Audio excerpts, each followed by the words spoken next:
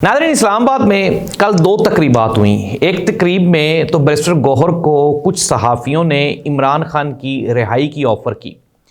ये जो कहानी है असल में है क्या, ये सहाफ़ी कौन कौन थे और उनको किसने इस महफ़िल में भेजा था, एक बड़ी इंटरेस्टिंग स्टोरी है जो हम सुनाएंगे आपको आज के प्रोग्राम में। काजी फ़ायज़ ईसा साहब भी कल एक तकरीब में पाए गए और फिर उनके साथ जो वहाँ पे हुई है वो कैमरे की आंख ने भी देखा, लोगों ने भी देखा। काजी साहब के साथ क्या हुआ ये डिटेल्स भी शामिल करेंगे हम आज के प्रोग्राम में।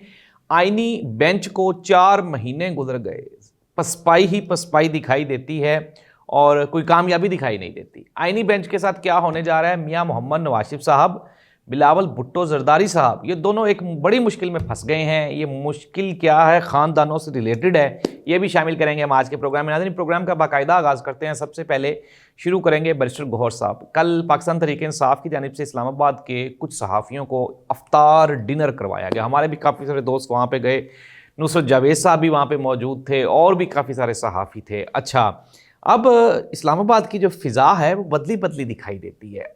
पाकिस्तान तहरीक इंसाफ आहिस्ता आहिस्ता पॉलिटिकल एक्टिविटीज़ में वापस आ रही है। हुकूमत और इस्टेब्लिशमेंट में चपकलिश बढ़ती जा रही है और ये जो चपकलिश है उसका इजहार राना सनाउल्लाह साहब ने भी किया और उन्होंने कहा जो भी कहा, बल हमने पिछले प्रोग्राम में डिस्कस किया। तो हम वापस आते हैं जो एक्चुअल जो वो मीटिंग का हाल है उसकी तरफ।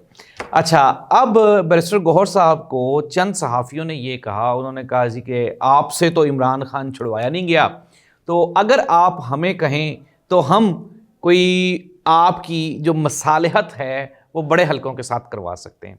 बैरिस्टर गौहर साहब ने इसके जवाब में इनकार नहीं किया बल्कि वो मुस्कुरा दिए और साथ ही साथ सहाफ़ियों ने ये भी कहा, उन्होंने कहा जी कि हालात जो हैं वो आहिस्ता आहिस्ता बदलना शुरू हो गए हैं, हुकूमत कमज़ोर हो रही है और आपके लिए एक अच्छा मौका है कि आप चीज़ों को, स्पेस को, ये जो गैप है जिसका शिकवा चीफ ऑफ आर्मी स्टाफ साहब ने भी किया, इसको आप कवर करें।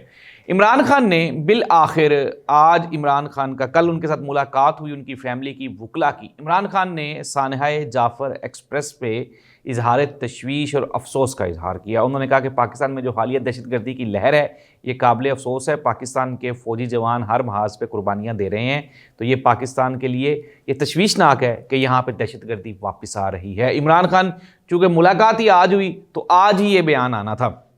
नाज़रीन, ये तो चैप्टर था पीटीआई और इमरान खान वाला। इमरान खान के लिए चीज़ें आहिस्ता आहिस्ता बेहतर हो रही हैं। इस्लामाबाद हाई कोर्ट में भी जो आज कार्रवाई हुई वो भी इसका एक सबूत है। अब हम आ जाते हैं जो दूसरी इस्लामाबाद की दावत। एक सीनियर कानूनदान का जनाजा था, वहाँ पे काजी फ़ायज़ ईसा साहब भी आए हुए थे, जस्टिस मुनीब अख्तर साहब भी थे और साकिब निसार साहब भी थे। काजी फ़ायज़ ईसा साहब के साथ पूरा जो जनाजा था किसी ने सलाम भी नहीं लिया।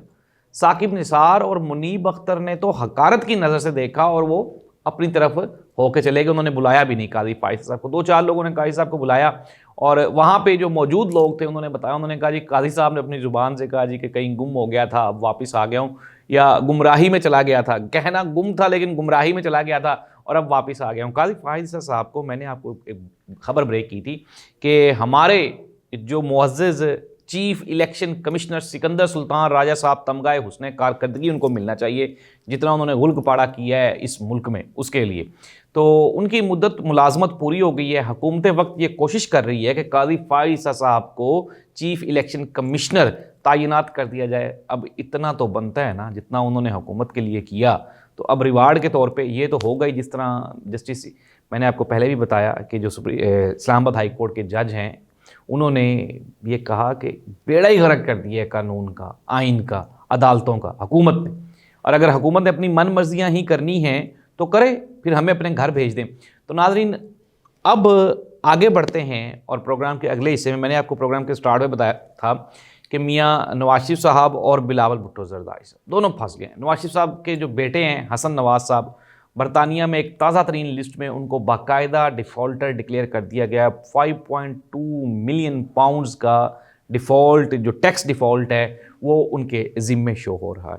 तो मियाँ नवाशिफ साहब लंदन से पाकिस्तान तो आ गए हैं, पाकिस्तान में हुकूमत भी है, बेटी वज़ीर आला भी है, भाई वज़ीर आज़म भी है, लेकिन कोई अच्छी खबरें नवाशिफ साहब को अभी तक नहीं मिल रही। और यही वजह है कि अब मियाँ नवाशिफ साहब वो पॉलिटिक्स में वापस नहीं आना चाहते, बल्कि मरियम नवाज साहिबा ने उनको एक अहम जिम्मेदारी सौंप दी और कहा कि आप लाहौर का جو وارلڈ سٹی ہے اس کو دوبارہ مینٹین کروائیں، اس کی ڈیولپمنٹ کے اوپر فوکس کریں۔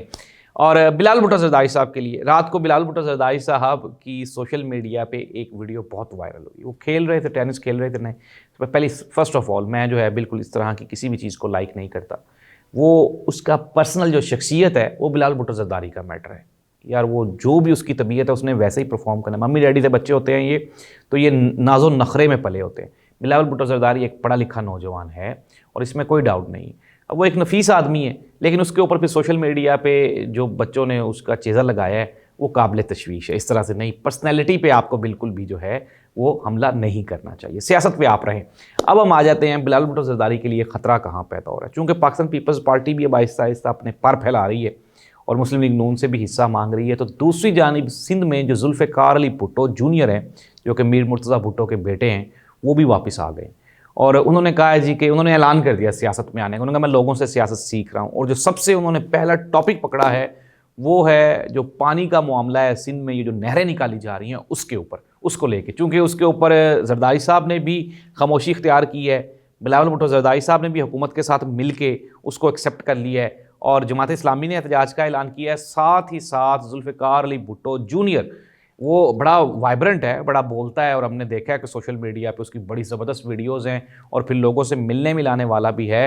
تو بلاول بھٹو زرداری صاحب کے لیے قابل تشویش یہ ہے کہ سندھ میں جو بھٹو فیملی ہے اس میں سے ہی ان کا ایک اوپوننٹ وہ واپس آ گیا ہے۔ اٹ مینز دیٹ کہ اگر بلاول بھٹو زرداری صاحب اپنی یہ سیم پولیٹکس کرتے رہیں گے تو ان کے لیے خطرات سندھ میں بھی بڑھتے جا رہے ہیں۔ پنجاب کے پی کے، بلوچستان، وہاں سے تو ویسے ہی جو ہے وہ سوا ستیہ ناس ہو چکا ہوا ہے پارٹی کا، اور اب ایک سندھی بچا تھا، وہاں پہ بھی مریم نواز صاحبہ اور مسلم لیگ نون نے یہ کہا کہ اگر پاکستان پیپلز پارٹی پنجاب میں ہم سے اپنا حصہ مانگتی ہے تو پھر 20% شیئر ہمیں سندھ میں بھی دیا جائے اور وہاں پہ بھی نون لیگ کو بحال کرنے کے لیے ہماری مدد کی جائے۔ وہ کہتے ہیں نا پنجابی کی ایک بہت ہی گندی مثال ہے کہ بھکھے نے بھکھے نال کچھ کیتا تو دونوں گش پہ گیا۔ پیپلز پارٹی اور مسلم لیگ نون دونوں بھکھے ہیں، نہ ہی تو پیپلز پارٹی کے پاس کوئی عوامی پذیرائی ہے، سپورٹ ہے، نہ ہی مسلم لیگ نون کے پاس ہے، تو یہ ایک دوسرے کو کیا سپورٹ کریں گے؟ اور اسی وجہ سے اسٹیبلشمنٹ بھی اب ان سے ناراض ہو گئی ہے، اور جو ادارے میں اندر کھلبلی مچی ہوئی ہے وہ سب کے سامنے ہے۔ اب چیزیں اتنی آسان ہیں نہیں جتنی کہ لگ رہی ہیں۔ تو ناظرین، میں آپ کو بارہا یہ بتا چکا ہوں کہ اسلام آباد کی ہواؤں میں تبدیلی ہے۔ شیخ رشید صاحب آج کل اچار اور روٹیاں اور آٹا خرید رہے ہوتے ہیں، اور وہ اس لیے خاموش، انہوں نے کہا یار پولیٹکس اتنی گندی ہو گئی ہے کہ اب تو میں اس پہ تبصرہ بھی نہیں کرنا چاہتا۔ اس دعا کے ساتھ کہ اللہ کرے کہ پاکستان کے حالات اچھے ہو جائیں، ملک ترقی کی راہ پہ واپس آئے، آپ، میں، ہم سب لوگ وہ والا پاکستان دیکھیں جو عمران خان کے دور میں تھا، کیونکہ پاکستان میں جو پاکستان کی گروتھ ریٹ تھا وہ 6 پہ تھا اور اب وہ 1 پہ ہے، تو حکومت دعوے کرتی ہے جی کہ ہم ملک کو بہت اوپر لے گئے ہیں۔ اس دعا کے ساتھ کہ اللہ تعالیٰ ہمارے معاملات کو بہتر فرمائے۔ ہمارے پروگرام کو لائک اور کمنٹ ضرور کریں اور ہمیں اپنی آرا سے ضرور آگاہ کریں۔ اللہ حافظ۔